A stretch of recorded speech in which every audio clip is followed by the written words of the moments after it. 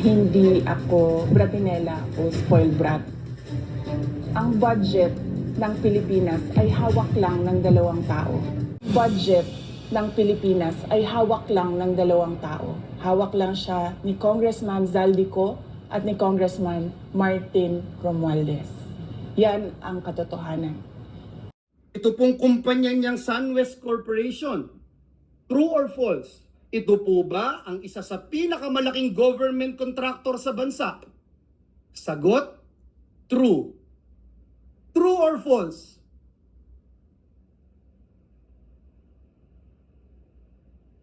Ang korporasyon po ba niyang SunWest Corporation ay kasama dito sa kontrobersyal na Parmalee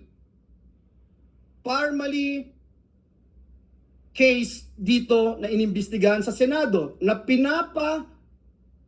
kasuhan ng Senado? The answer is true.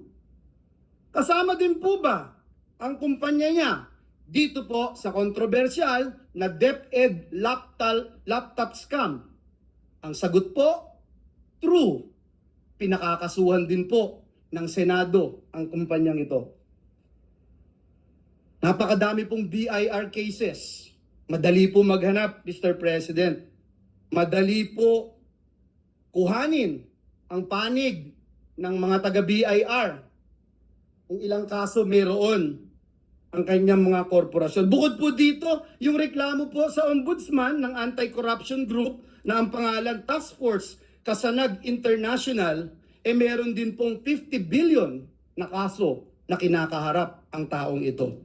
Mr. President, kung maglalabas po kayo ng baho, Mr. President, dapat naman siguro maligo ka muna.